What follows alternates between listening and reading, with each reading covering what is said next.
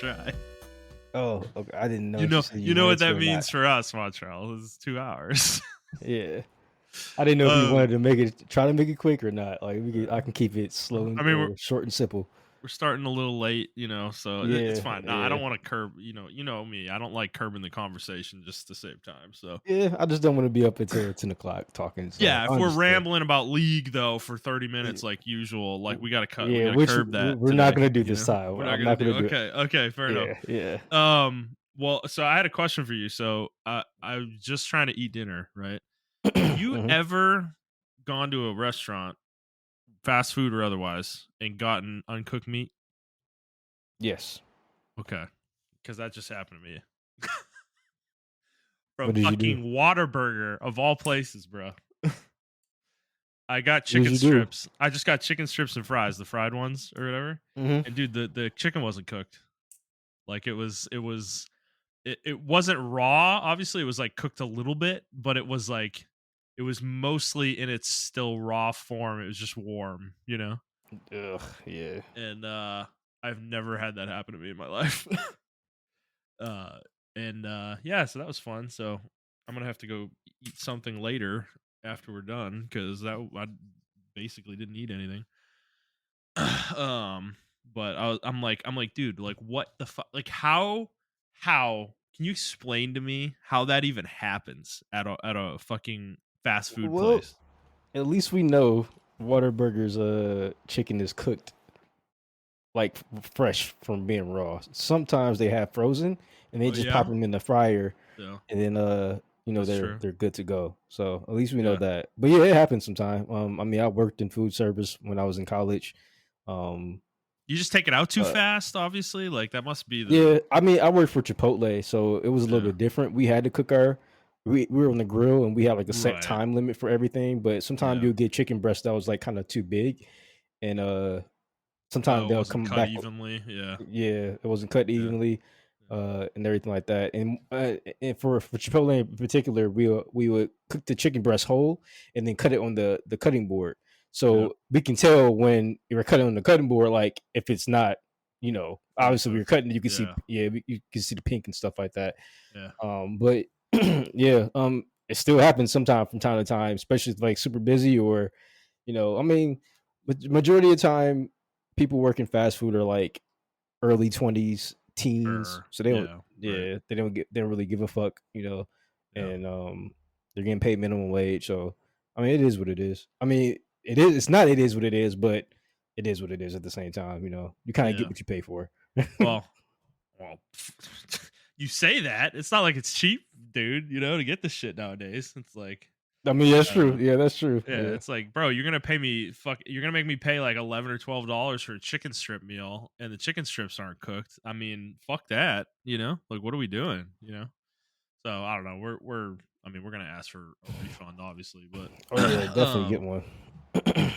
yeah, I was just curious if that had ever happened. So has it happened to you at fast food or was it at a sit down place where It it was happened? actually at a sit down place that happened to me. Ooh, yeah, that's Yeah. rough, dude, for the restaurant because that's embarrassing.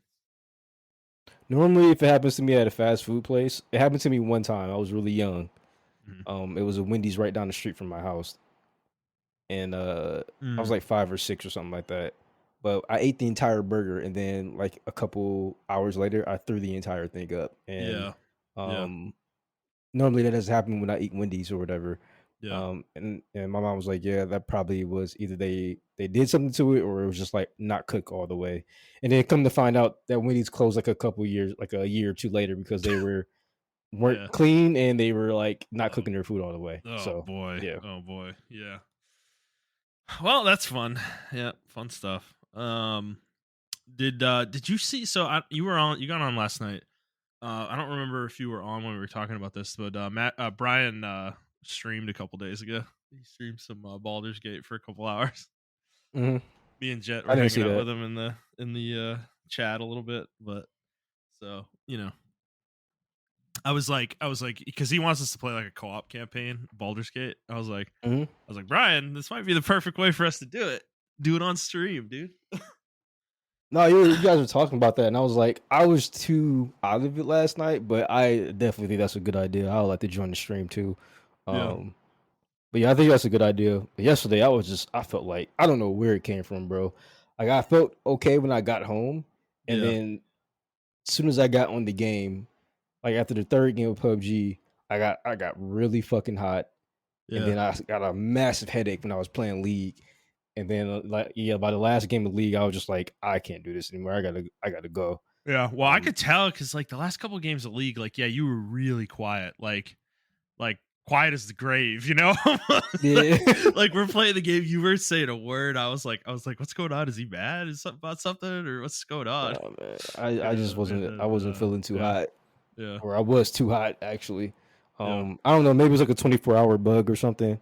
So Well, I'm glad you feel better because yeah, I feel a lot better now. I went to the gym and everything, so I feel better. yeah, But okay, yeah, that yesterday shit I was sucks.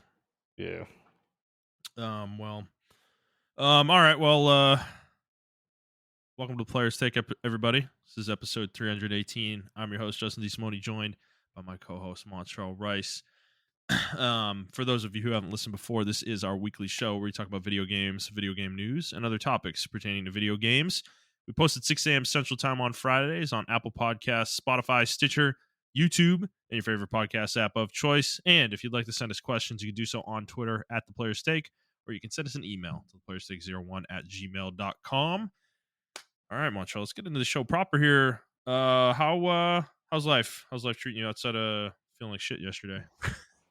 Having an okay Yeah, it week. was actually it's okay week except for that day. I was having an actually really good week, and then yesterday hit. Yeah. But yeah, Okay. I'm okay. All right. Fair enough. Yeah, I'm having a shit week at work, but can't really say too many specifics. But Understandable. it's just I don't know. I'm looking forward to this weekend because I have 3 days off, Monday, Tuesday, Wednesday coming up after this weekend. So I'll at least be able to chill a little bit and kind of recuperate and just relax, play some games, read some books, do some fun stuff. So might play some board games on Monday. Um so yeah. All right, well let's get into the show proper then and talk about the games we've been playing this week. I'll go first. I think you're the one who has more new stuff to say. So Hmm. still playing Wuthering Waves. Not much new to say there. There was a new character banner today that for a character I didn't have that was a rerun that I wanted. So managed to get her. Still in a good spot with this game too. I still have a ton of the currency right now that I got for free. So I'm just hanging on to it and building it up and I feel like I have the game in a good cadence right now, for sure. So and then Kingdom Come Deliverance, have played a little bit more of this. Again, not too much new to say. I'm kind of like I just feel like I'm not making a lot of progress in this game though. It is getting a little frustrating. That's why I'm kind of hoping this weekend I can like get a couple really big sessions in for this. Like maybe I'm thinking like 6 to 8 hours and like really actually play the game. Because I haven't been playing it much more than a couple hours here, a couple hours there during the week for the most part, and then we've been playing multiplayer a decent amount of the time, so I'm just not getting a lot of time to play this game. But I have gotten to the point where I'm running around doing side quests. I cannot believe I'm actually really surprised at how big this game is in terms of how much stuff there is to do in it. It is a really big RPG and it's very fun, but I'm really like I got to start knocking things out. I really haven't done a whole lot of the side quests in the game and I'm trying to, but every time I do one there's a follow-up quest in the quest chain. It just feels like it almost never ends in some ways because I've done a lot of side stuff, but I've not completed very many quests because they're just chains that continue on and on. Um so that's a little frustrating, but that's not nothing really against the game necessarily. It's just my own progress. So, and then we've been playing PUBG League. This is still enjoying this stuff. I think we had a bad night last night, though. To be honest, I had a bad couple nights playing multiplayer. Actually, it PUBG did not last very long. I think we played for like an hour and a half yesterday, maybe. And you had a pretty you were not having a good night. It felt like with it, and we kind of got off pretty quick after that. So league was not much better. I feel like we had some kind of had some trolly stuff happen the first game. Second game, I think was pretty good actually, for at least for me it was. And then the last game we cut short. I mean, we were kind of losing anyways. It was not a great game. We were probably not going to win. But that I just felt like we weren't like, I feel like that Brian playing with us, I love that he's playing with us and I'm happy that he is, but I kind of agree with you when you were saying that we got to get him in the training tool tomorrow and like, you know, show him some stuff, Yeah. cuz I think he's just hit a wall in terms of learning, you know, and Hmm. I think there's just some fundamental things he doesn't know, you know, that we Yeah. need to kind of go over with him so that he can kind of unlock the next phase of the learning of the game, you know. Because he's still in that Yeah. beginner, it just feels like he's in that beginner phase still, and going up against the player, he's just getting wrecked every game, you know. And I don't feel like he can't really take a whole lot out of it. It's really discouraging. I don't think he really wants to play that much because it's probably not that fun to go 0-8, Yeah. 0-10 every game. It's like, Yeah. so And it's hard for us to carry it. Which is why I like the swift play a little bit better because we can still catch up when we're behind like that. yeah, Um, as opposed to normal play, I just think normal draft is brutal for him. Um, yeah, in my opinion, and it's brutal for us because it's kind of hard. Like the Zeref we were playing against, he was just like destroying everybody across the map, and yeah. I wasn't playing well at all, to be honest with you, and I wasn't even giving him advice like I normally do. Um, I Well, mean, I I was in wasn't the in my jungle right. that game, I think, and I was getting out jungled, like, because if we're gonna play with Brian, it requires us to all pretty much play well. Like we kind of have to Yeah, win our lanes to a degree, at least a couple of us do. yeah, Um, exactly.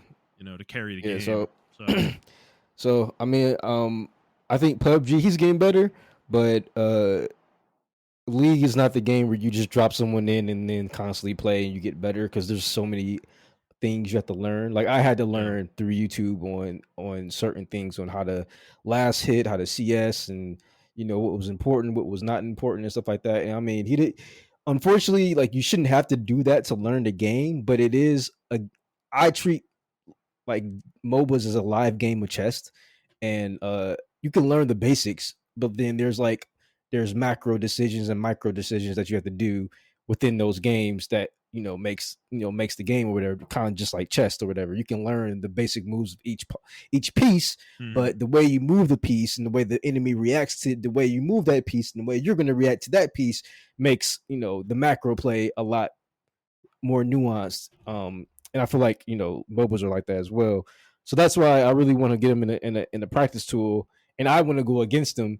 But I want to show him like even if it's just like maybe me and you are in lane and we're swapping back and forth, he's just watching us do that. Like you can see what we're doing, how to last hit, and then we get them in there. Like, okay, I mhm, want you to just focus on last hitting. Don't even think about me. Don't think about the enemy. I just want right, you to last hit the minions, and then we can worry. Then we can worry about when to trade and when not to trade, and then when you should back and what you should buy compared to the situation. It's like a step by step thing. I yeah, think League and Dota are the hardest games to learn. Just throwing someone in there, like it's just not going to happen unless you have experience with that type of game in general, which he yeah, doesn't. So yeah. Right, he's coming in fresh. He's never really played yeah, MOBAs, so exactly, yeah. So it's tough. uh, yeah, so I mean, after last night, I was just like, this can't feel good for him at all. Like we have to just train him. Like I know it's going to take some time out of our day, but like we just if you want him to continue playing with us, we're just going to train him up. Like Yeah, unless it is what it is. yeah, I agree. So we'll do that tomorrow. I should be available, so we'll do that. But what about you? What have you been playing this week? I haven't been playing Monster Hunter Wilds. I played a little bit of Xenoblade Chronicles X. Not too much. I did a mission here or there or whatever. I've mainly been playing South of Midnight. I'm on the 6th chapter right now. Okay. So the game definitely feels like a double A game. But it has like it feels like more of a game that's made in like this is not as insult. This is actually a positive thing. It feels like one of those action adventure games like Jack and Daxter made in like the 2005 ish type period. Um, where you just have a basic combo like you did in like Jack and Daxter, how Jack just had a basic combo that he does, and you have platforming, and you have like you go through adventure. So each level is a chapter, and you have platforming, you have combat, a little bit of combat. The combat's not like Devil May Cry. It's just like you unlock some stuff here or there, but it's mainly like it reminded me of an old school like Jack and Daxter type game, or Yeah. whatever the case may be. Uh, and yeah, it feels like a game that was made for the PS2, ripped Mm, into the made okay. now, and I actually Yeah. like that feeling. A Yeah. lot of Yeah. people think Yeah. that's negative. I think that's really cool. I actually liked it. I think the story is not campy at all. I think the story is actually really good. Uh, I don't get, and I stepped away from the game for a couple days so I can get my head straight, and then I played it again, and I don't think the the I thought about it and I watched other gameplay just to make sure, um, as well. The dialogue in this game is actually really good. I don't think it's campy like Dragon Age. No one's preaching to you or none of that shit. It's just she's looking for her mom and she's going through a southern folklore type setting. It actually feels like Alice in Wonderland, but like Mm. southern folklore, and it's a really cool game. Okay. I like it. I think it's a really like you ride a giant catfish. He talks like fucking Tom Kinch from League of Legends. That's how he Yeah. talks because Tom Kinch has that Louisiana uh Creole talk, and that's how the Mm. catfish talks. It kind of helps you out. And then you're talking to other people in the land because the story is like you're right before a huge hurricane, your mom comes back and she's like, all right, get ready. She's a social worker and everything of that nature. And she's like, all right, go check on the neighborhood or whatever. And you live like in like a trailer type house or whatever. Yeah. And you go check the neighborhood, then you come back and then the trailer gets washed away with your mom in it. So now you're on this adventure, trying to find your mom, but you find out that you come from a long line, a lineage of something called weavers, and they can weave like the winds or the strings of time and stuff like that. So you can cause stuff like if you want an object that's an object in there, you can weave it from the time, and then you can make the object appear, jump on the object, and then make it disappear. You can also you can use it. You got these two little like crochet. They look like crochet hooks or whatever. That's what they are actually. They're Yeah. crochet hooks, but they're really long. So they look like hooks or whatever, and you fight with those like dual swords. And then you Okay. got moves where you can throw them out, pull enemies to you. You can force push them, and you do some other stuff, some other cool little stuff or whatever. You also use your your weaves to traverse, so you can use like swing from like tree branch to tree branch. You can Yeah. run along walls and stuff like that. So I mean, it's a cool little platforming game. It's a cool game. It's only $40, so uh, I don't know. I mean, the combat could be more in depth, but I think they were really trying to go for that PS2 vibe with it. That's the vibe I get from it. As far as like they wanted to make it accessible to like everybody, and everybody kind of likes that Yeah. era of like the action platforming type games back in that day. Mm. Um, Yeah. and Okay. that's the vibe I get from it as well. And I don't feel like the dialogue is preachy or anything like that or nothing like that. Uh, you talk to some of the townspeople and everything. You help them out, and yeah, like it's an overarching story, and I don't feel like it has anything. There may be some undertones to certain things because you are mixed, so you're half black, half white, and your mom's black, and then your dad's white, but your dad died, and your dad's side of the family really doesn't they don't really talk to you. Your mom doesn't tell you why they don't talk to you, and you're just like, why don't they help us? Because they're rich or whatever, and like why Okay. don't they talk to us or whatever? And your mom's like, don't really mess with that. We don't talk about that. We don't because your grandma's name was Bunny, and you're like, well, we don't talk about Bunny. We just whatever. And you're like, why won't we just go up there to Bunny's house for the night or whatever? And then you actually do go to Bunny's house and you spend a night at your grandma's house, and then that's when like some antics start to ensue as far as like your weaver powers and stuff like that. You start to see it before, but it really comes to a head when you get to her house, and then the adventure kind of starts from there.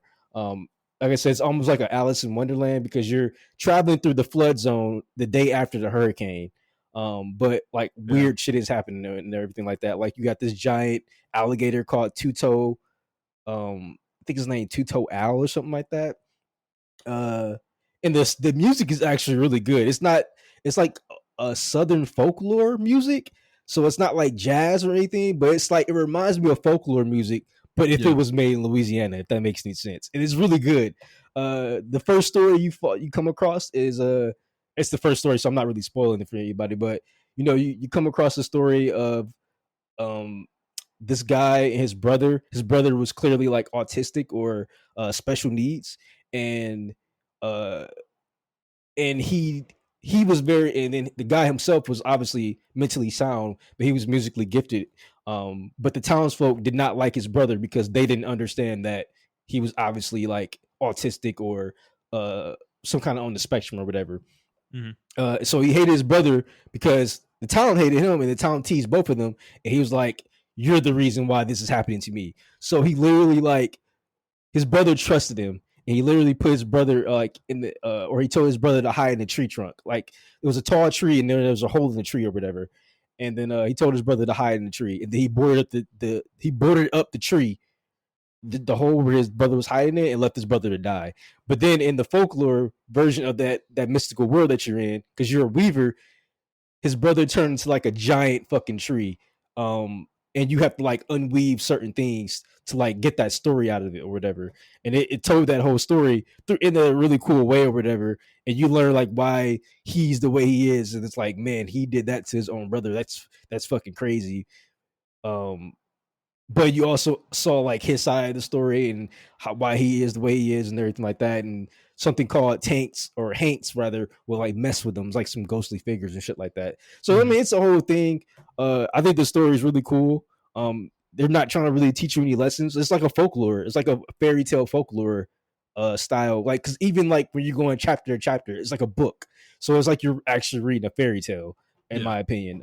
So I think it's really cool. I don't really see the hate behind the game. Um, like I said, it's only $40. You can probably catch it on sale for probably Yeah. it's gonna be like during Black Friday. I highly recommend it. It's like I said, it's not the best game. It's like a 7 or 8 out of 10 for me so far, but it's a really cool game that's not preachy and all that other bullshit or whatever. I think people are just upset that the character's black. That's literally Yeah. it. So Which I that's don't it. like. I mean, it literally takes place in Louisiana. Like what? I don't know. Whatever. Yeah. So But yeah. So the soundtrack is definitely the most common element of praise I've seen for the game for sure. mhm. And Yeah. then yeah, I think I will say on the combat too. I think you were saying it's not that deep. Like it could be deeper, but I will say like I think not every game needs to be hyper complex, right? Complexity Yeah. does not necessarily equal fun. Like doesn't necessarily equal more fun, Yeah. per se. So not every game needs to be super deep to me. And I think this game is kind of going for a very casual weekend game is kind of what I'm taking. Yep. Like it's kind of what it sounds like from your description of it. So and it's like for the complexity thing is kind of funny because I've started to shy away from super complex games in certain genres over the years as I've gotten older because that complexity equals time you have to spend learning, and Yeah. Yep. the more you have to do that as a player, the less fun the game becomes. Like I just think of like 4X games as a perfect example. um that learning period in certain games is not necessarily fun. Like it can be very draining and like a slog almost. And by the time you get to the point where you understand the game, you've played it for 40 hours. You could have played other games probably. Yeah. So yeah, I don't know. Complexity is not always a good thing. So, but yeah. You did remind me actually. So I forgot to mention this with Kingdom Come. With the story of the game. So I've gotten, I don't know, I'd say I'm maybe halfway through the main story of the game at this point, but there has been a story sequence that I'm kind of in right now. Like I call it like an arc of the game. And there is some really cool stuff that happens in the story in this game. There's a point in the story where a ranch gets raided, basically, and a bunch of like livestock gets killed and horses and stuff get killed by some bandits, and you go on this like investigation basically to find out who did it and why they did it, and then you have to go catch them and capture them. That's kind of the whole goal of this investigation. And you're running around to different towns, trying to follow these breadcrumbs, that lead you to them. But there's one point in this where there's this really awesome cutscene, and I'm almost a little reluctant to talk about it too much because it is spoilers, and I think it's really cool if you experience it organically. But it is a really awesome section of this game, and it to me it really solidified that this is like a really great game for me, at least from a story perspective. There's like they're really doing some cool stuff. And so you get to this town, and the lead you have is that there's a guy who lives here that somebody saw basically in the attack. And you go to his house, and the guy's dead. Like he was murdered by presumably other bandits that were in the raid. And this guy was murdered in like a really brutal way, where he was basically like staked into a wall in his house, and there was like blood Jesus. all over him and shit. And it was like, it kind of looked like a ritual sacrifice almost, the way they did it. Yeah. But so it was really gruesome, and you like have to go in there and you kind of examine a couple clues, you talk to a bunch of people, and you end up getting a bunch of information, and it leads you to the priest of the town, the main priest for the church for the town. And you go talk to him, and he doesn't want to give you the information because he basically, this guy came to confession a couple times before he was killed, like after the attack. And so the priest knows what he did because the guy confessed it to him, but he doesn't want to give you the info because he doesn't want to break the kind of covenant of confession, because he's like, he literally says something along the lines of like, if I tell you this, what's to stop me? Like I'm like kind of, I'm breaking a vow I made, and then if people find out about that, they're not going to trust the church anymore to confess things to, and that's going to hurt the church. So I don't want to do it. Is it like Catholic religion in this time period? Yes. Okay. Yes.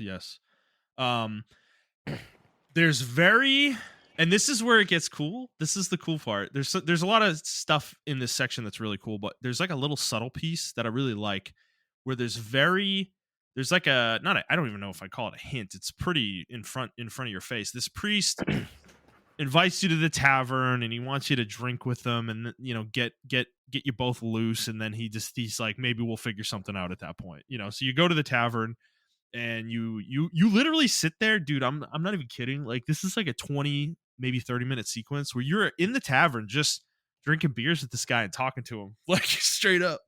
And there's a section where he tells you about a preacher he heard in Prague who is talking about basically the corruption in the Catholic Church, like in the Vatican.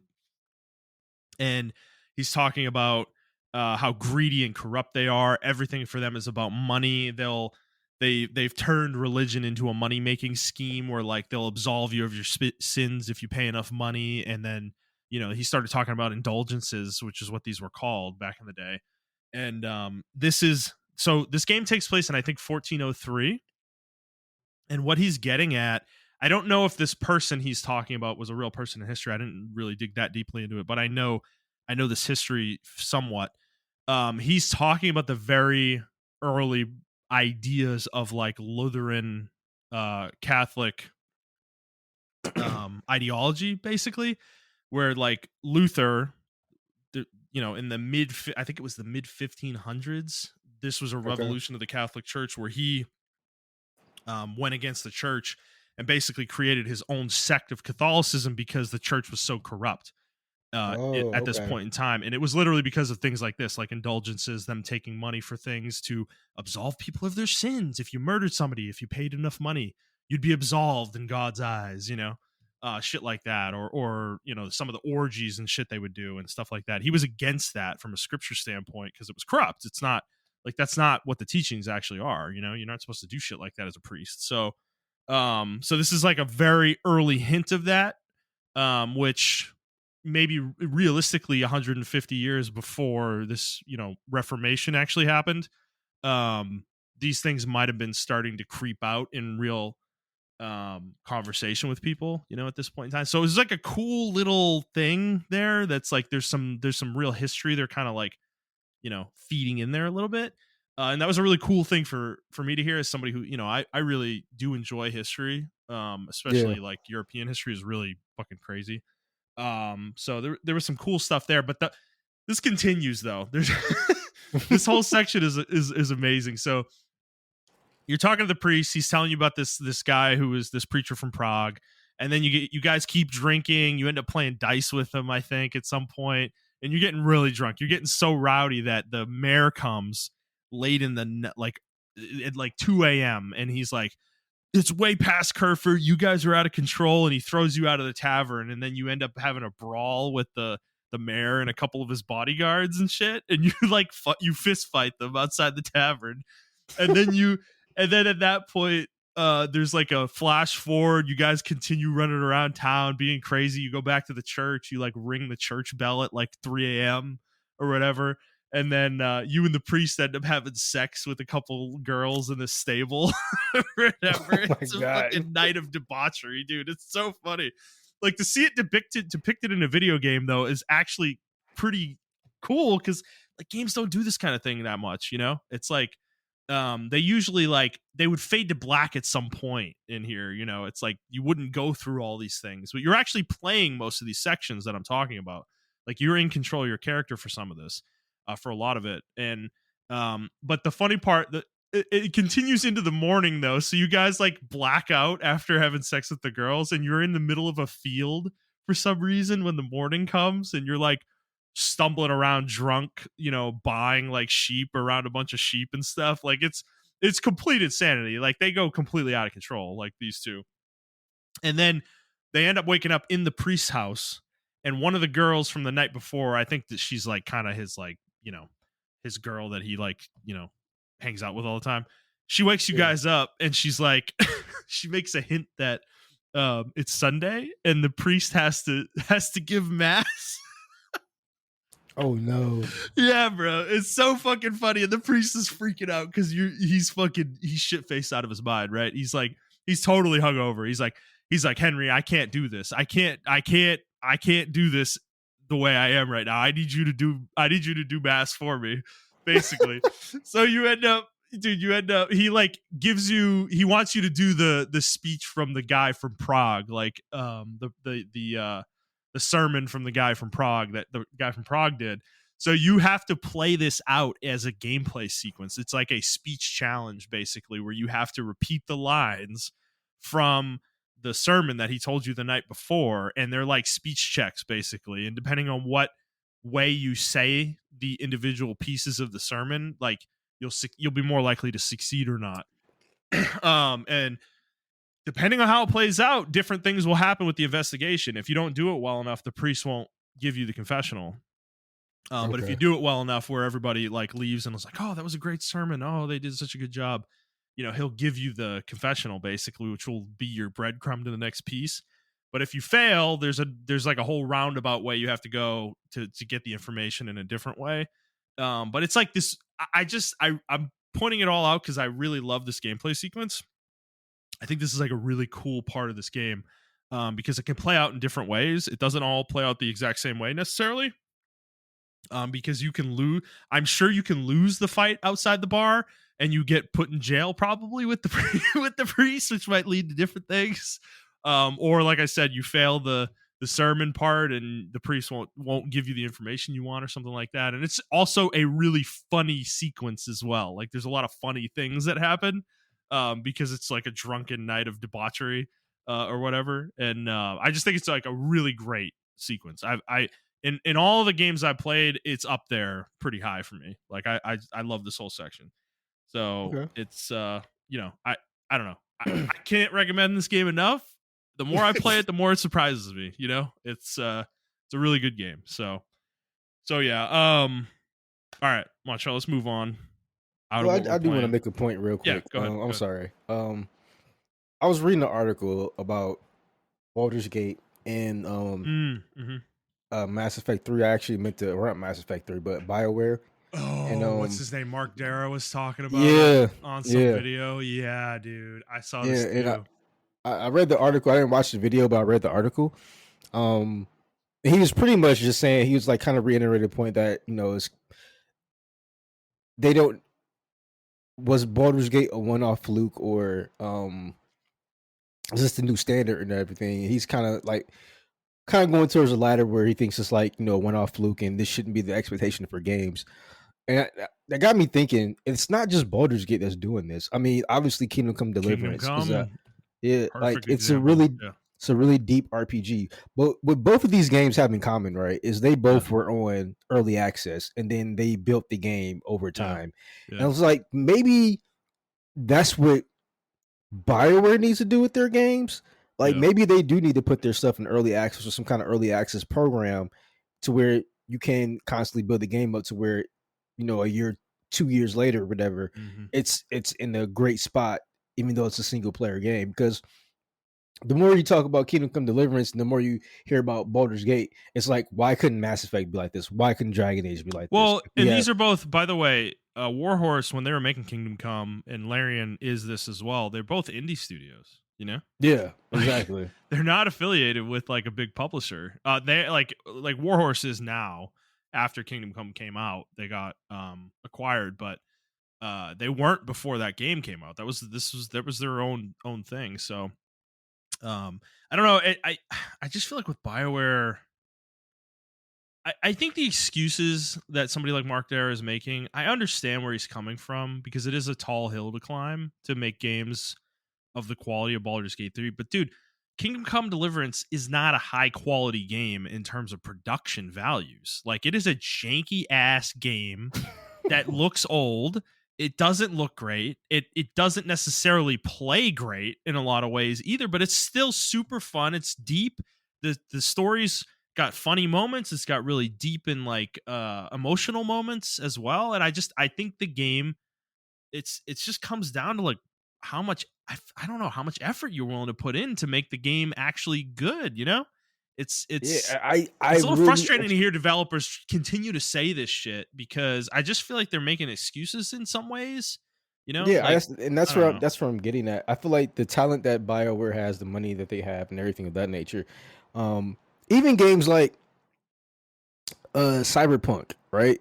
Um, Yeah, Hate it or love it, that game is still an RPG. It's an action game, but it's still an RPG, to where certain things happen and it affects the entire world around in yeah, Cyberpunk or whatever. yeah, And yeah, it took me a while to actually open up to the game, because I was a staunch hater of this game. I'll be honest with you. But yeah, like it took 2.0 for me to be like, all right, I'm gonna give this game a try again. And yeah, like, yeah, like once you get past that first chapter or the second chapter or whatever, it's like the game opens up, and you can do a lot of stuff as V and everything of that nature. So it's yeah, like um so even games like Cyberpunk, they fixed the game and stuff of that nature. I just don't understand why BioWare. I don't understand where their head is at. Like, it's really jarring. Um, like Dragon Age Velgar is a really jarring game, because like the combat is like super great, but then yeah, everything else around the game kind of sucks. I gave it a 7.5, and I will stick by that. But it's more so a 7, in my opinion. Um, because they just don't have an excuse to why they write the way they write. You know, yeah. Right. um, I think we're all past this.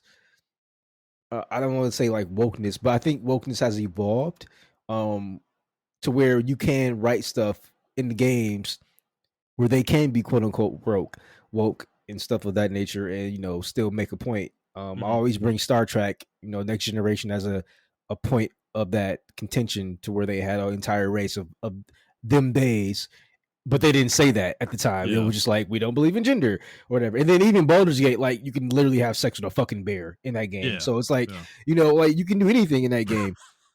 And They're then obviously, exploring the like, furry spectrum, like, yeah, literally. exactly. Yeah. And then obviously, like, Kingdom Come Deliverance is like exploring the spectrum of like religious like intent, and like what Hmm. what a priest does, and obviously like and all that stuff like that. So you can't have these like cool stories without I don't know, without just like being preachy or without compromising your integrity Well, as a developer, you you know? have to write it in a way where it doesn't come across that you're putting a message into it. It's like it Yeah, has to be yeah, subtle, you know. You have the events play out and you just let them play out as they're going to play out, and that's the message comes out of that whatever happens. It's not something that you don't bash your fucking viewer over the head and say this is the message, you know. You don't say I'm non-binary. Like that's not it's just too in your face. Like it's too blunt. You can't exactly. write Yeah. like that and expect people to take it and feel like that's genuine, you know? Um Also, like, let people be the asshole. Like, if I don't want it, you know, and I think that yeah. was so cool about Renegade Shepherd. Like, you know, if you wanted to be an asshole, you were an asshole. Like, you still got the job done, but you're an asshole. In Witcher, if you want to get out to say something stupid or like not accept this or whatever, you can do that. You can leave. You can literally leave a mission and let someone die. You can be That was your super choice. snarky if you want, dude. Yeah. Exactly. So Yeah. it's like let people have that choice. That's what an RPG about. Don't try to if you don't want it to be an RPG, then don't call it an RPG, in my opinion. Yeah. But that's just one thing I noticed about like Kingdom Come Deliverance and like Baldur's Gate 3. They were indie studios, they were in development, but like people loved them to where like they let the game thrive and like we will let you finish this game because this game obviously has something going for it that we want. And I don't Mhm. and just using that as an excuse like this is a one-off, like we already have a two-off. Then we have Kingdom Come Deliverance, that's another game that Yeah. like does, in my opinion, does the same things as Boulder Gate but in a different way. So I don't know, Yeah. that's just my 2 cents on that. Yeah. No, I mean I agree with you. And if you're gonna make a game that's like a CRPG or an RPG like Kingdom Come or Baldur's Gate or even Cyberpunk, like you're saying, it's hard. You have to put a lot of effort, a lot of thought into cause and effect, into dialogue, into the way you write the dialogue, what your kind of intent is with that dialogue and all that. It's like you have to put a lot of thought and effort into that. And if that's too hard for you, then don't make that kind of RPG. It's like as simple Exactly. as Yep. that. Like don't dip, like you're never going to succeed with an RPG like that if you're half-assing the dialogue or half-assing the Yep. narrative and you're really not thinking it through very well. And that kind of feels like what Dragon Age of Veilguard kind of did. That's what it Yep. seems like. Yeah, that's Um exactly what it did. and yeah, like there's parts of the game where from what I've heard it sounds like are really really good. Like the end of the game, everybody raves about the end of the game, the last like 6 hours or Yeah, something like that. the end of the game was Yeah. like it was pure BioWare, like that Yeah. magic they talked about. Like Yeah. that part Yeah. of the game, bro, I felt like I was playing Mass Effect 3 or Mass Effect 2 Yeah. or whatever. It was Yeah. really it reminded me of Mass Effect 2 actually. I was just like this is like the coolest section of the fucking game. Like this Yeah. is actually good. But like yeah, like there were certain stories that were really good, but they just wouldn't go all the way. They wouldn't be edgy enough with it or whatever. It was just like they were scared to just do it. And I'm like, Yeah. just fucking do it. Like I don't know. Do it. I don't know, man. Yeah, like Yeah. they were on the right track, but they still want to cling to this like HR 2018 version of like what game should be, and oh we're all cool, and I'm the black guy, and I can't say this, or you're the white guy, you can't. They want to do that, and it's just like, bro, just Yeah, make yeah, a yeah, fucking video yeah, game, yeah. like No, I yeah, don't and to know. your point, let the player be an asshole, right? In Kingdom Come, dude, any quest you do, you can pull your sword out and start swinging at people. Like I could do that anywhere in the fucking game, and it's like, yeah, that's probably hard to allow in a game, but dude, it's like you gotta have these kind of you need to give your player multiple ways to complete quests. I think that's really important in any RPG. And the really truly great ones do it in an excellent way.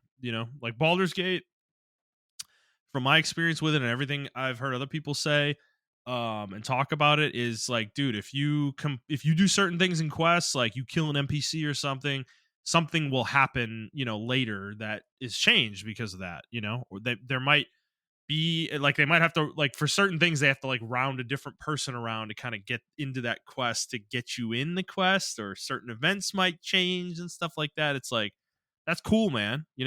There's cause and effect, to the decisions you make in a game, and like that's awesome that it plays out. Yeah, it's hard to make. It took Larian like 6 or 7 years to make the fucking game, but I mean, you're making an RPG. That's kind of what you're committing to. I feel like if you're gonna make that kind of game, man, it's complicated. They're complicated games. We all Yeah, know I mean, Mass Effect was fucking crazy because of all the decision trees and shit.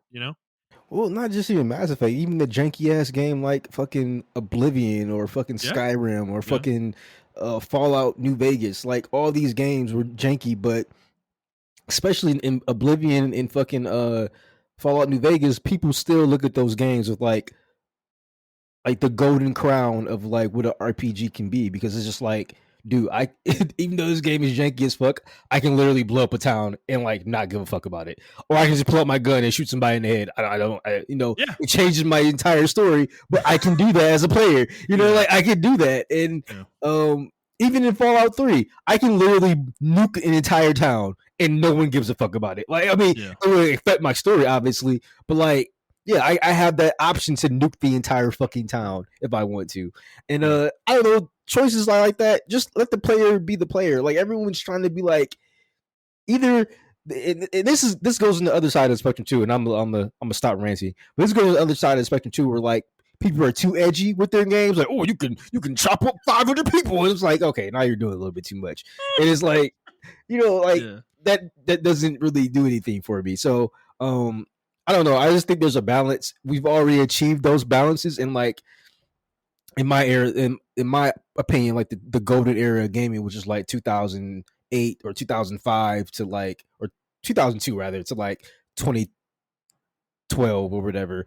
That was the golden age of gaming where like everybody was experimenting with a lot of different things, and we weren't really in this whole culture war struggle. If characters are like, for instance, like the prototype character, the prototype games that came out, that open world game where you had like different powers and stuff like that. The main character was black. No one cared about that shit, bro. Like everyone loved the game because it was like fucking fun as fuck. It was like an alternate to Infamous. So it was like really cool. But like I feel like if Prototype came out today, everyone was like, "Oh, the character is black. Did you know they wanted to make the character white and race swap them?" And it's like, bro, nobody cares about that. So I just look at certain games back in the day. I can only imagine Gears of War back in the day. Like, oh, you got a white guy, a Latino guy, and a black guy, and then the other white guy's an asshole. Like, oh, what are you trying to say? Like, all white guys are assholes? It's like, no, Bear's just a fucking asshole. Like, Barrett specifically is an asshole. Yeah, dude. Exactly. Like, Coltrane's the man. Okay, So like, I don't know. Yeah, that's my rant though. But I just feel like I kind of feel like though everyone's tired of it. The grip on both sides is kind of fading now, and everyone's like, "Listen, I just want to play a good fucking video game. I don't fucking care about this shit, bro." I'm so over it, dude. Like, it's just it is grift. Like, it's just like I don't know. I don't believe any of these people believe the things they're saying. There's just no way. It's too. They're just trying to drive the algorithm. Yeah. So, okay. Let's move on to the news. One update on Nintendo Switch 2. Not really an update. It's an update, non-update. There's no pre-orders in the US yet. They haven't gone live. There are rumors of maybe the 23rd or the 30th. They might go live. So, I mean, pay attention to those dates if you care about Switch 2 and you want to pre-order it. But otherwise, no news right now on Switch 2 pre-orders. All right, next. We had a reveal from Bungie.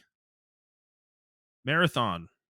It's coming out September 23rd. They did a whole blowout reveal. They had a bunch of streamers at an event and media at an event. They all got to play the game. They showed it. They released a bunch of trailers. They talked about the game a lot, did a ton of interviews. Whole big blowout media thing for this game. So it's an extraction shooter. We already knew that. But they did some kind of gameplay deep dives about it where it's an extraction shooter, PvPvE. There are NPCs on the map that you will be able to fight, and that will fight you as well. And they said matches should take, roughly 20 minutes to fully complete the game. And basically the whole point of the game is to find loot on the map and get it out, which, is pretty typical for an extraction shooter. I think they said something along the lines of like 16 to 18 teams at any given time in a game. Okay, yeah, that's way more than Escape from Tarkov. Yeah. which is a lot. There are different classes of characters you can play. They said there's certain abilities you're going to be able to have depending on what class of character you have, but also items as well that you can pick up. You'll be able to use those, and they'll have different abilities as well that will fill out what your class does or whatever your character does. And then the game will be premium priced, but they said it will cost less than most other premium games. So I'm assuming not $70. It will have three maps at launch, a fourth shortly after launch, and I think the plan is to get up to 7 or something within a few months of the game coming out, or maybe the first year. I don't think they specified that necessarily exactly, but there will be a battle pass with the game as well. I'm sure there will be cosmetic microtransactions in some form. This game will more than likely be heavily monetized for sure. And yeah, there was a couple gameplay trailers. I watched one of them. I think there was like a 5-minute one. I didn't end up watching that one.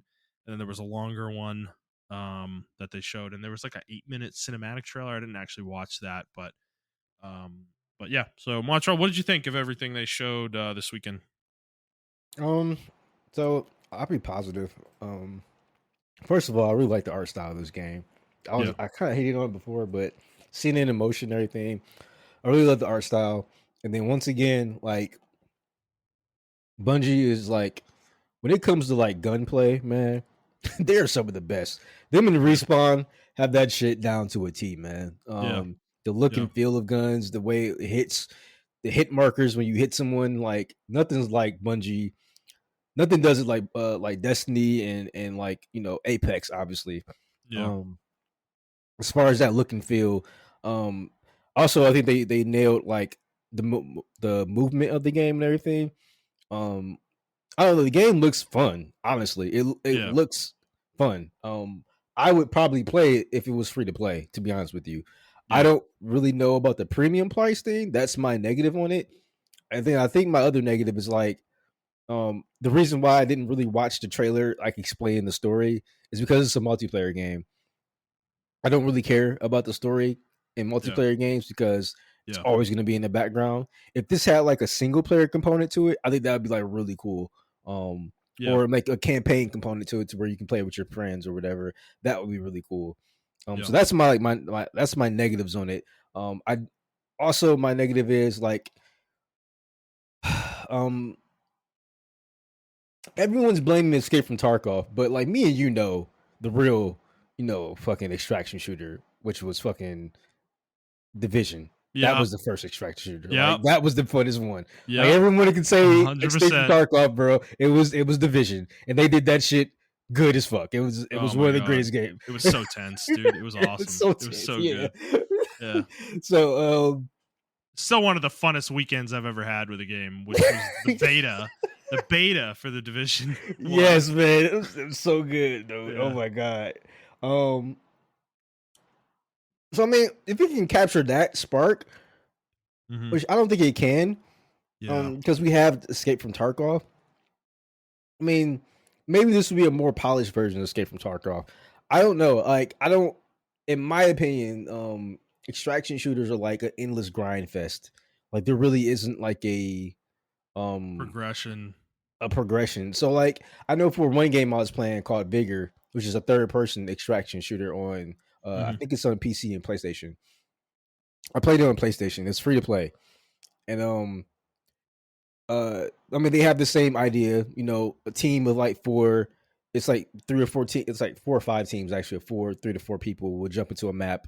You go in there, loot out, you got a certain time limit, then you go back. You have a base camp, and then the base camp is kind of mobile game-ish, where it's like, oh, you can do this and you get certain parts of this trinket and you upgrade like your water tank or whatever, but your water tank will take 4 hours to upgrade and stuff Hmm. like that. So I'm assuming that's how it is in Escape from Tarkov as well, because that game is kind of modeled after Escape from Tarkov. Mm. So you extract certain parts, you break down certain parts, and then you can have like more water from when you're want to grow your base out and you can make better guns and all this other stuff like that. So like that's where the progression is, right? Like the progression is like building your base. You can make gear on your own instead of extracting gear, and then you make excuse me, you make more gear and everything of that nature, if that makes any sense, to where you make Yeah. high level loot gear. And I'm assuming this is what that game is going to be as well. Um, Me personally, I don't see the appeal for that. Um, Well, what's the point of doing all this? Just so you can go in a match and use it? Like yeah, like that's that's really like the issue I have with the loop. I don't really understand it either. It's like I'm running around finding loot so that I can then use that loot to run around and find more loot more effectively, I guess. Like I yeah, don't yeah. yeah, If you want it's to go like in and hunt people, you can. I yeah. guess there are some people that do that in Escape from Tarkov, where their sole reason is just to hunt people. But yeah, like I don't, I personally don't get the gameplay loop. You know, Yeah. that's my opinion. So I don't know. Yeah, so I'm yeah, I'll start with positives too. I think the game looks great like visually. I love the aesthetic. I think it's very it's very colorful and I like that a lot. It also has kind of a pixelated kind of quality to it, like with everything. Everything feels like it's built with like building blocks, kind Yeah, of thing. yep. And I really like that look for sure. So the game definitely has a very distinct look. The guns, they kind of look like they're almost like Minecraft guns and stuff. Like, they're very pixely, or at least that's kind of like blocky, I guess is what I should say. And I like that look though for sure. Gameplay wise, yeah, the gameplay looks great too, for sure. I will say I did read the GameSpot preview for the game, and there was a lot of detail in there about it. And they were fairly like there was some positive and there was some negative. They were kind of mixed on it. Mhm. Um, and the things they were mixed on was actually the gameplay. They said it was kind of slow-ish, like it wasn't fast like Destiny and Halo.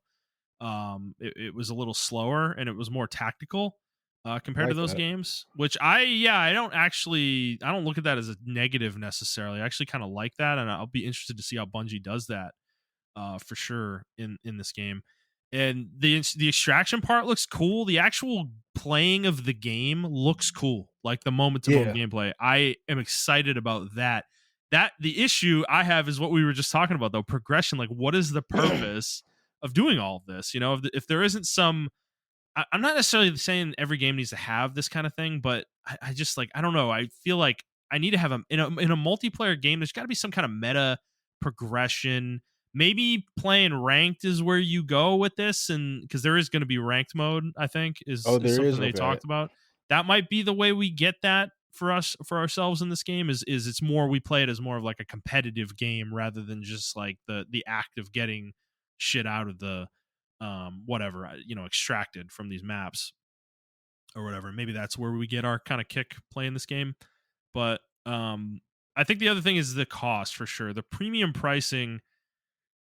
I think Bungie's they're taking a risk here. I feel like, and I'm not sure it's worth it because you're asking money up front, and then you're gonna have all this freemium fucking shit in everybody's face. That they did this with Destiny as well, which is part of the reason that game had some sort of downfall. I think people got tired of that stuff and how prevalent it was. And it's a lot to ask. I think nowadays, if you're talking about a competitive shooter or any kind of shooter, really a multiplayer shooter, you're asking people to put away their current game, whatever that is, Fortnite, PUBG, Apex, League of Legends, whatever game. Because I feel like all of these games, even the different genres, even the shooters versus a MOBA, they're still in the same bucket to me because I feel like because you think about us, for instance, right? We play all these different genres, but we tend to only have one or two multiplayer games going at one time that we kind of focus on,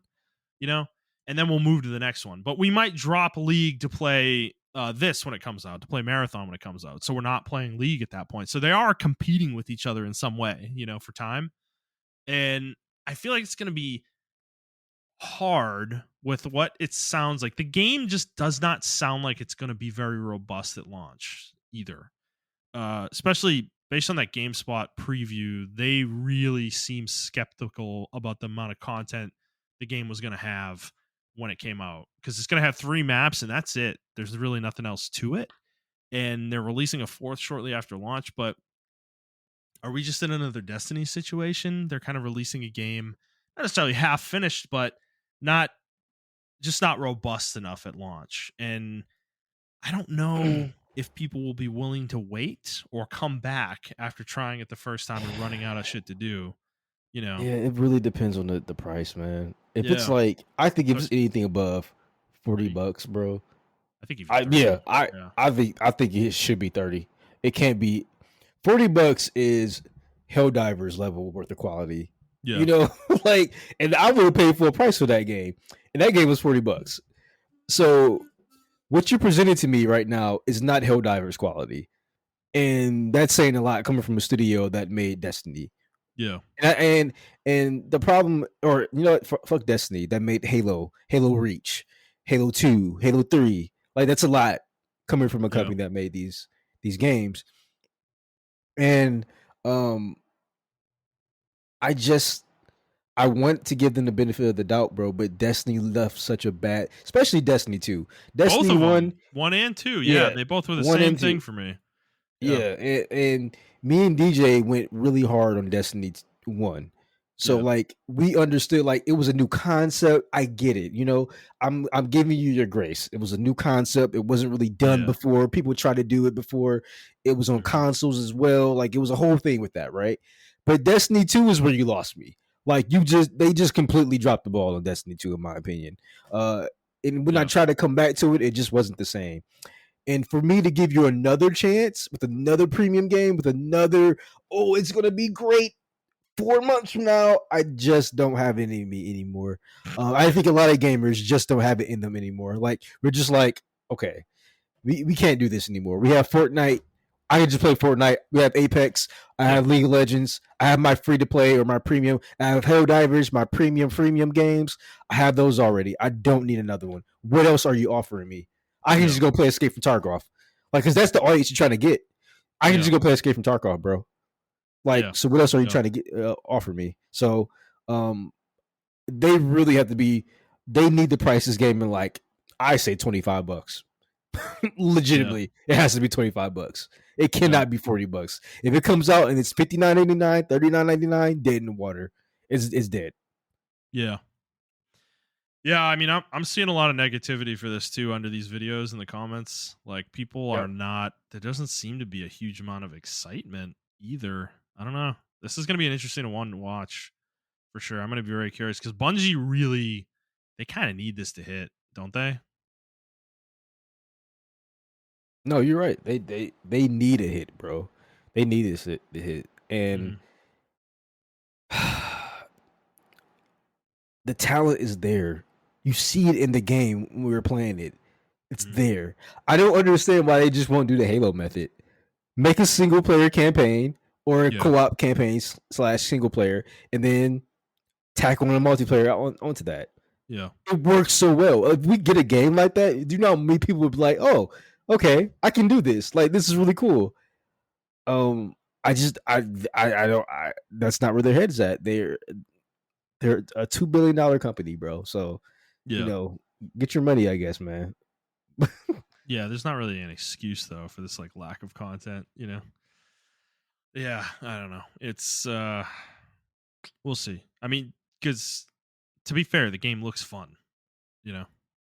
But that can only take you so far though at a certain point. There's got to be some, because I guess for me, I find BR as a concept just fun for what it is, you know?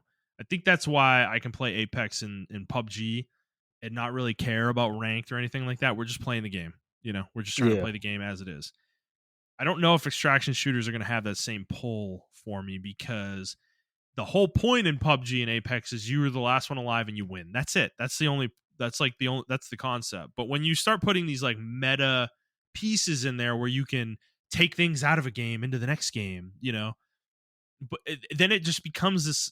I like conceptually that sounds cool, but I keep going back to that. It's just you're doing a thing in a loop so that you can continue to do the loop. You know, it's just I don't really like it. It's like self fulfilling itself. You know, it's a cycle that's trying to fulfill itself.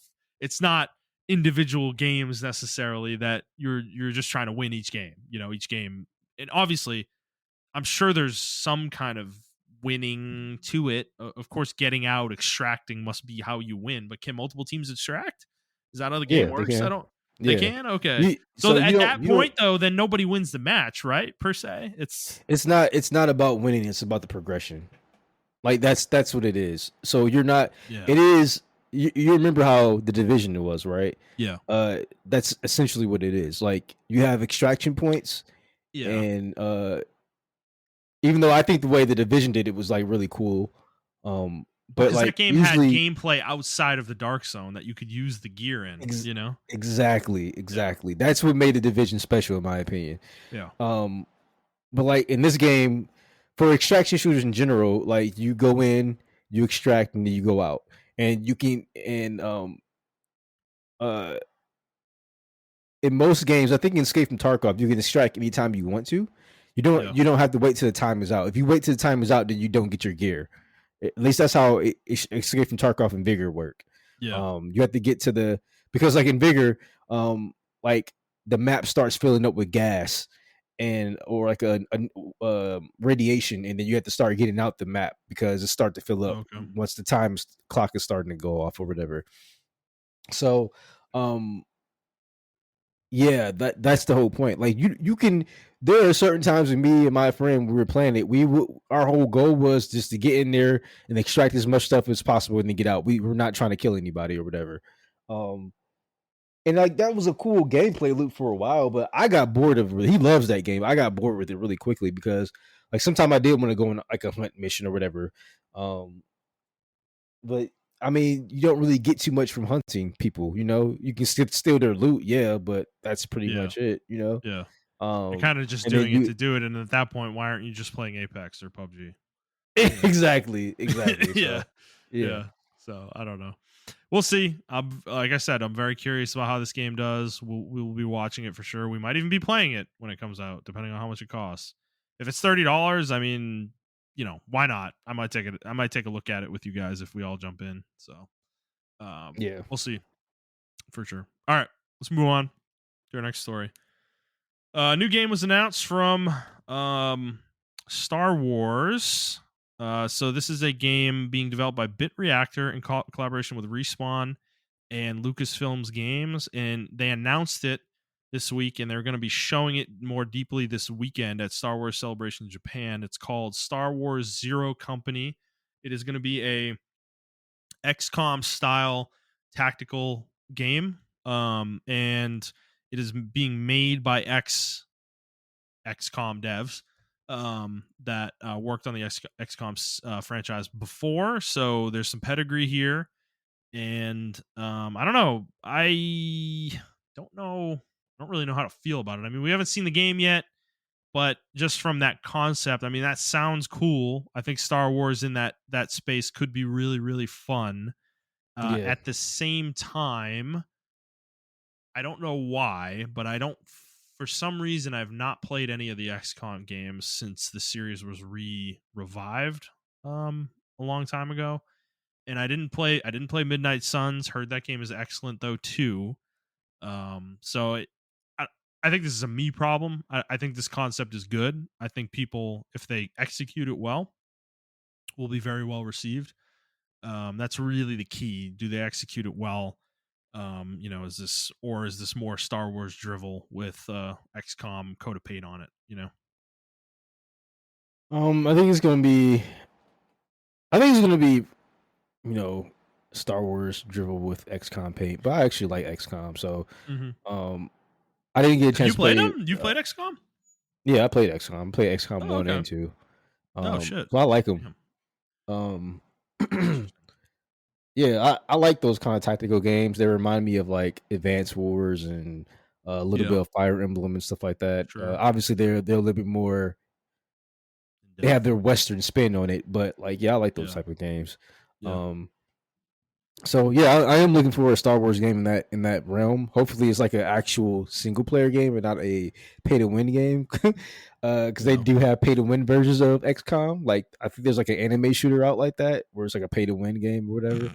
Uh, uh, and I like tactical. Like I like Valkyrie Chronicles Like those are the type of like tactical RPG games I like, right? Like Mhm. XCOM, Valkyrie Chronicles. I played all the Valkyrie Chronicle games, and things of that nature. So, uh, yeah, I don't know. I'm interested in Star Wars. I'll be happy to come back to Star Wars.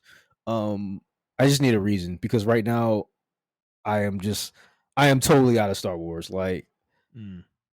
I don't even like anything Star Wars anymore. It's kind of crazy how I used to I don't be a know how huge Star Wars anybody. fan. I don't really know how anybody does, dude. Like, Yeah, I can't do it anymore. It was after this last trilogy, man. I was just like, and then the games that came out with it, besides like the Fallen Jedi series or the Cal Kaleska series, Last Jedi.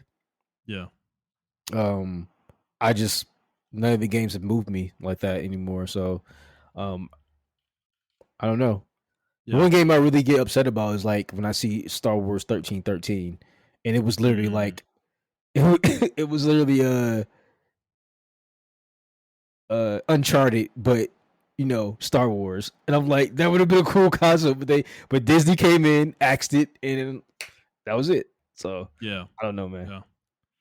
yeah, yeah. When I was looking for this story to add to the doc, I got led to Reddit. Oh um, no. for the game, and no, it's not a comment.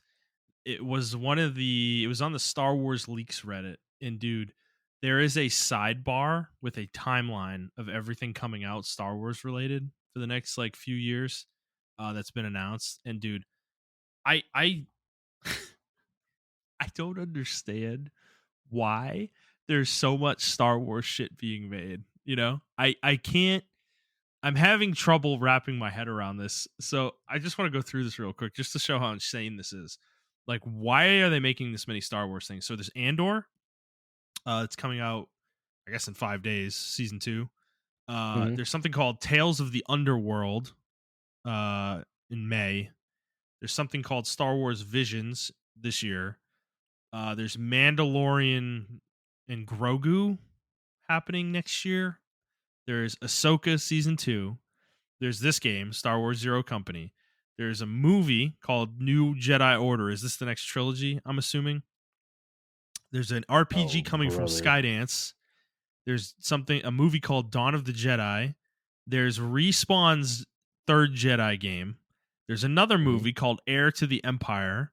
Then there's another movie called Sean Levy's movie that apparently was announced. We don't know what the title is or anything about it. Um, then there's Simon Kinberg's doing a trilogy. Maybe that's the new trilogy. There's a Lando movie coming. There's Star Wars Knights of the Old Republic remake that's happening. There's something called Star Wars Eclipse. There's a Star Wars droid story, a Disney Plus thing. And then there's another movie being made by Taika Waititi. What are we doing, They bro? they just announced just now actually. It's a Star Wars standalone film that takes place 5 years after the events of Star Wars Episode 9, Rise of the Skywalker. Which And it's one? called Star Wars Starfighter, and it's going to be coming out May 28th. They literally just announced it 8 minutes ago. Uh, Wait, what? uh, yeah, they just announced it. I think they're doing some kind of big Star Wars celebration right now, Yeah, live. yeah, yeah. It always happens around May. It's May the 4th, Yeah, you know. May the 4th. Yeah, but yeah, Ryan Gosling's going to be the star. He's going to be. It's called Star Wars Starfighter. Star Wars Starfighter. Yeah, they literally just announced it. Holy shit! Yeah, This 5 is minutes this is ago, dude. yeah Hot off this the is presses, straight. guys. Yeah, this is straight from Star Wars Twitter. I saw it, so it's official. What the fuck is going on? Summer of 2027. Yep. What, dude? This is too much Star Wars. I'm sorry. Like, we got to put Star Wars in a vault for a long time. I feel like, you know. They're never gonna do that. I know. Never. That's I know. never gonna happen. It prints That's money never. for some reason. Yeah. I just don't understand why people eat this shit up so much. I haven't watched anything since episode 9. I don't think I haven't consumed a single second of Star Wars content since episode 9, dude. I don't know anything about It's any of these shows. The Mandalorian, Andor, I haven't watched any of them at all. well, the Mandalorian is actually pretty good. Andor, my wife watched it. I didn't watch it yet. She says like she was like, I think you will love this show. This show is actually really fucking good. Yeah. So I'm gonna watch it. Um Mandalorian, I also did enjoy the Ahsoka series, even though I don't think I don't understand the point of it, to be honest with you, because we already had like Mm-hmm. it just comes down to like I don't know, people are just not taking cartoon stuff seriously. We already have the Clone Wars and we already have Star Wars Rogue. Uh um I forgot the name of the whole thing, but it was another cartoon, 3D cartoon they made like after the Star Wars clone series or whatever, and she Yeah. fights Vader in that too. So it's like that series, the Ahsoka series, takes place between those two fucking series as well, and then we have the Obi-Wan series or whatever. I don't really need all these stories, to be honest with you. The Ahsoka series is cool. Uh, Obi-Wan's series is like people hated the writing, but it has cool concept and cool visuals. Yeah. Um, Yeah, but maybe let's stop putting Vader in everything and having him fight people and not win. well, the one Because time they try to go away from that fucking that era, right? We had Star Wars Acolyte, and then that yeah, writing. I like the concept of it. I like the characters, but the writing was really bad in yeah, I that just, show. dude, So how many stories are you gonna fucking tell within the original trilogy, though, dude? Like, I'm so tired of this. Like you can't keep filling in the gaps. Okay, eventually, well, I mean, what's the goal? We're gonna tell every minute of every second of the time period between the first and the last movie in the original trilogy. Like, is that the goal? It's just like, I think they were really scared to go what the away. fuck? Like, I mean, there's a whole fucking era that was already established that a lot of fans already know about, which is the Old Republic. Just go yeah, back then. Just go back yeah, there. Like yeah. it's not hard, you know. Or flash Uh, forward and do something original, dude. Like, they're stop, scared, bro. stop fucking everything, every second of content they make in the Even original if they trilogy, do, I think dilutes the original trilogy. Like, you're making those movies mean less and less and less. That's my point about Vader. The more times you put Vader in these shows, yeah, you get people excited because, oh, it's Vader, ooh, it's Vader. But dude, every person he fights that he doesn't kill, like, I feel like just diminishes his gravitas in the original trilogy, because he's supposed to yeah, be this like epic badass that everybody's super scared of, but he's like fighting all these people that get away from him all the time. What the fuck are we doing? Like, yeah. I'm I mean, sorry, I that's don't give a true. shit about Ahsoka or whatever. Like, oh yeah, it's great. She's from the prequels or whatever. Oh, it's like her fate though. To me, like, if you're gonna put her up against Vader, her fate should be she dies and loses, gets her ass fucking handed to her. She wasn't ready, bro. She wasn't ready. Vader fucking wrecked her. It's like, that's, to me, that would be like, just cut that storyline off and move on to something else. It's like, maybe well, I'm that's why I wrong. like the. I don't fucking know. I don't watch these shows. I haven't watched any of this shit. I'm just No, I mean tired. you I'm have a tired of point, it right? though. That's why Yeah. I think that's why I'm been softened up to the Kyle Kaleska series, right? Because Hmm. even though that takes place in between those time periods, the second game diverges way from like the Empire and what they're currently dealing with right Yeah. now in that Yeah. timeline. Yeah. So I think that's why I like that one a little bit better. But yeah, I agree with you. The problem is, I feel like they're still gonna do this bullshit, man. They go 100 years, 200 years in the future. Oh, we found the ancient relic of Skywalker's No, lightsaber. And you it's like, can't do bro, that. No, that's what I mean. If you're gonna go, if if you're gonna flash they're forward, gonna do that, they're gonna do that. They're gonna do that. nah, bro. They have to tie it back to Bro. Skywalker. They have to, bro. They will not. They I'm telling don't. you, They literally don't. Justin. Okay, I it's under so I annoying. know This what is you say. it's I horrible know what you storytelling, bro. Like, I know. That's why that's why me, that's why Jet, we don't other care. Star Yeah, Wars that's fan. why we don't Yeah, care. we Yeah, don't yeah, care, but that's why we also love the Old Republic so much, because it has nothing to do with the prequels. I mean, or hmm the Skywalker timeline at all. yeah, Like it was like literally like 2 or 3 thousand years in the past. So yeah. like, yeah, I would like for us to go 2 or 3 thousand years in the future, and like, yeah, maybe time doesn't really progress that much or whatever, but like, or you can go 500 years in the future. I just don't want to hear about Vader, bro. I don't want to hear about Vader. I don't want to hear about Palpatine. I don't want to hear about fucking Rey. I don't want to hear about fucking Finn. I don't want to hear about fucking Luke Skywalker. I don't hear about none of that shit. Give me new heroes, new adventures, new things to conquer. Maybe the fucking Jedi and the Sith don't exist in this timeline anymore. We got over that shit now. Yeah. And it's just like, well, and it's regular. The Force means something different, Exactly. Like it's not Jedi and Sith. There's some different form it's taken that like they aren't these like gods or like this order that it's just like random people have Force powers, and you don't know who they are, and they don't show up in a robe and fucking pull out their laser dick, and fight each other. Like that's not like it's like that's my point. Be more creative. Continuing to do this the same way over and over and over and over and over. It's so tired, bro. This is why I don't watch any of it. I don't care. I don't know. Maybe I'll watch Andor and I'm going to come on the show and say, oh, Andor's fucking great. Maybe it is. But within the grand scheme of Star Wars, who fucking cares? Who cares? They are so scared to do anything that is even remotely creative with Star Wars. It's just the same shit regurgitated over and over again, And partly, I would say too, a large part of that is the fans, in my opinion. True. I can tell they wanted to go a certain direction with like the new Star Wars or the last trilogy. Yeah. But fans were so. I'll just be honest, and this is just my take, and you don't have to agree with it. And it's totally fine. I think Star Wars fans are racist. Like, sorry guys, I love the fan base, but some of y'all are just fucking racist. And like, yeah,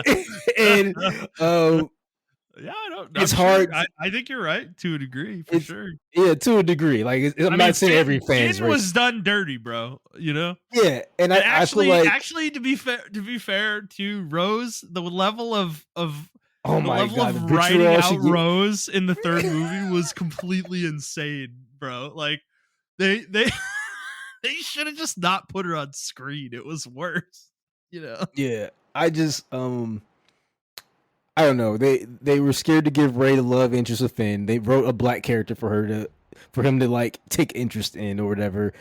And then they made her fall in love with a guy who massacred like people, like Kylo Ren. So I don't know. So it's just like, for me, whatever, man. I don't even care anymore. I checked out of the series a long time ago. So yeah. Like I'm just like, whatever. Like how you are. I just like if you're afraid to do stuff, I don't care.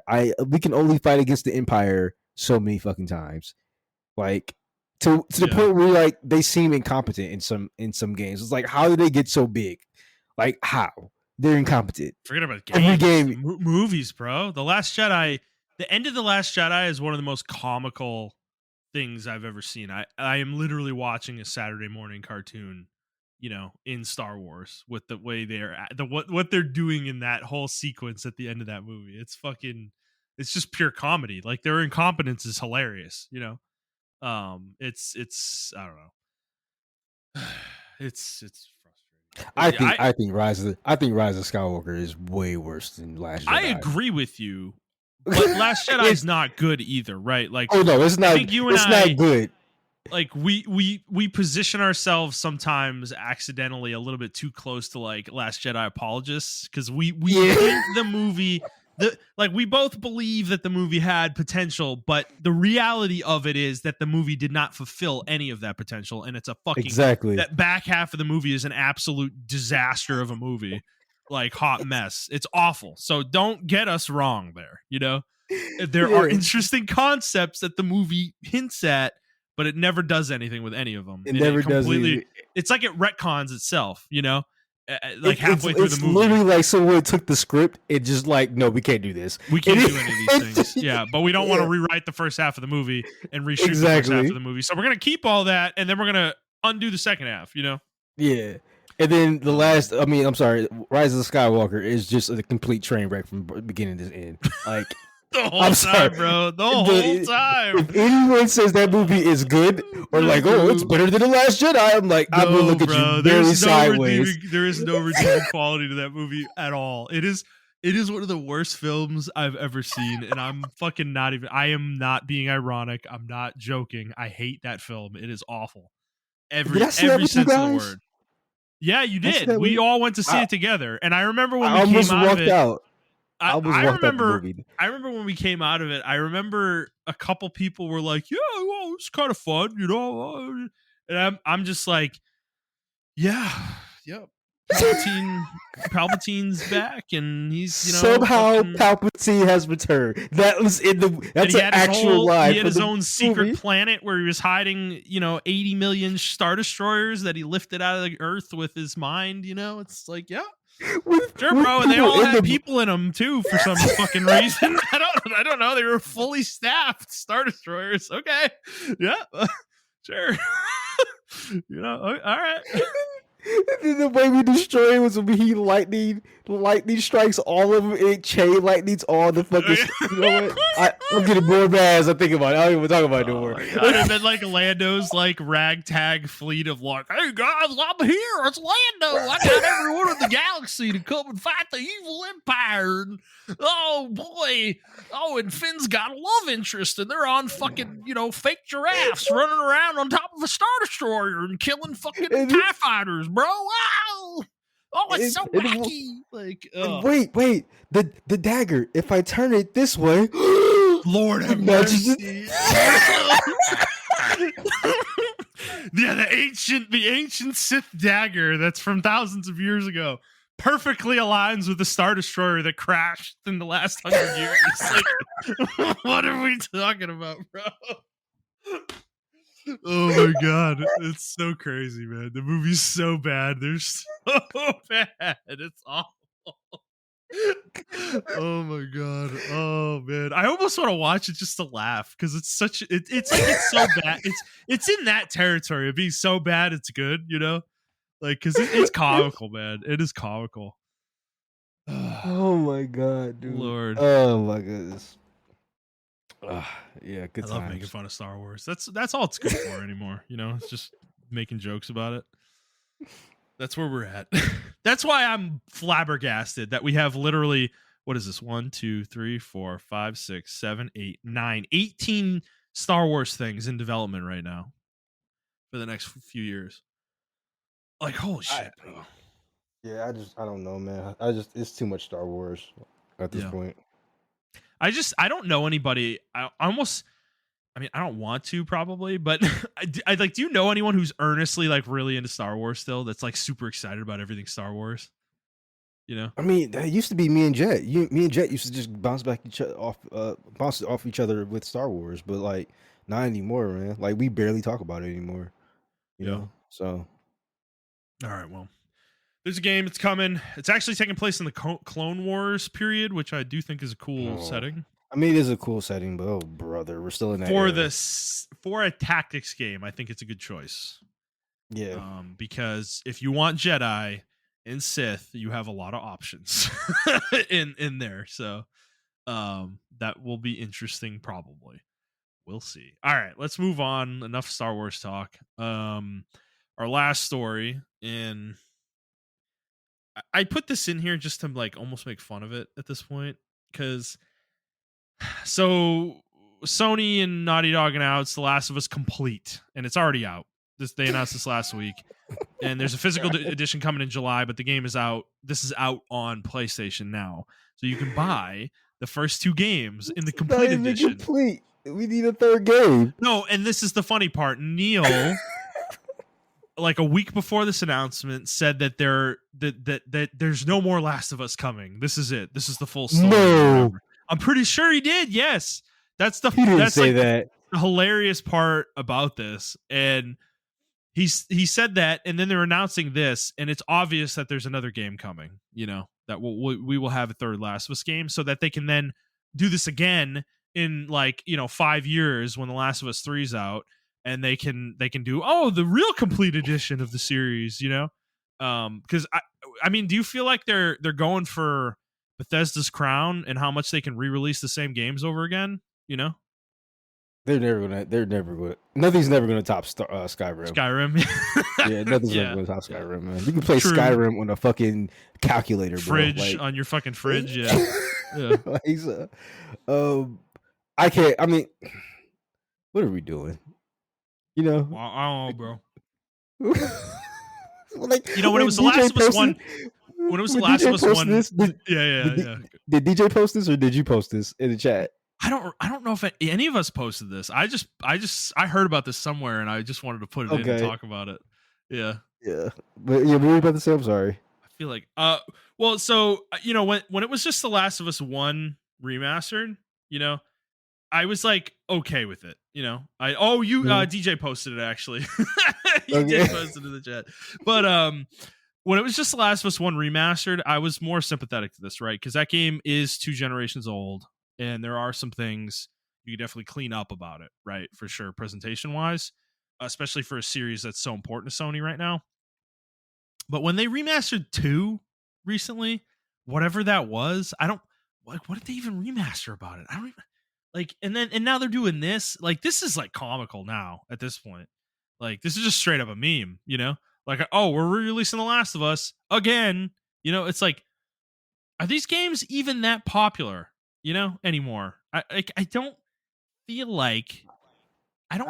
I don't. the larger mass market of the industry loves this series as much as Naughty Dog and Sony think they do. You know? I think a lot of people love one, and a lot Yeah, of people hate it too. I agree. Which I don't think is fair. I don't think so. I think 2 two is is people still approach good. that game in severe bad faith. Yes, With the I way they agree. evaluate it and played it and feel about it. But whatever, your opinion's your opinion. But that's my Yep. point, though. Even if they are in bad faith, it doesn't matter. That's how they feel about the game. So it's like I feel like The Last of Us is like almost tainted in some way, even if it's unfairly, which is why it boggles the mind that they're putting so much effort into all this shit with it, a little bit. I don't know. Maybe they're But trying to recoup. I mean, they have that game. Was it called Intergalactic coming out? yeah. Yeah. Um, I don't know. Maybe trying to recoup some of that or whatever. Or put Mm-hmm. more funding into it. But they already got sponsorships. They got fucking Porsche, Sony, and obviously other shit in there. Yeah. Adidas. So I I personally don't know. Also, charging $99 for this, by the way, Digital. absolutely insane. Like, what the fuck are we doing, man? Like, we're talking about a 12-year-old game and a 5-year-old game. You're putting them in a bundle. I Like, I Justin, don't I know. don't know. I when I played The Last of Us 2 on the PS5, you already had Mm-hmm. it already can run at 60 frames. You have that option, right? Because you remember the PS4 Pro, I think can run Yeah. at 60 frames or tries to run at 60 frames. So you just Yeah. automatically get the PS4 Pro version of the game. And in my opinion, that's okay. Like I don't need the PS5 Pro version of the game, which probably looks better. I'm pretty sure it looks Yeah. 1,000 times better, but I don't need that for some reason. I don't care. Mm-hmm. And I don't know. I experienced both the games. I mean, they are games I do want to go back and replay one day, Yeah.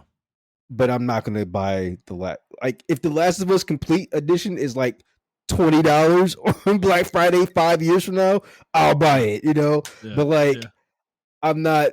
I'm yeah. I don't like you said. Who is this audience? I know. There has to be like a Yeah. Naughty Dog like Yeah. whales out there, bro. Like there has to be, They bro. just buy anything they put up. Because, dude, it's like, Yeah.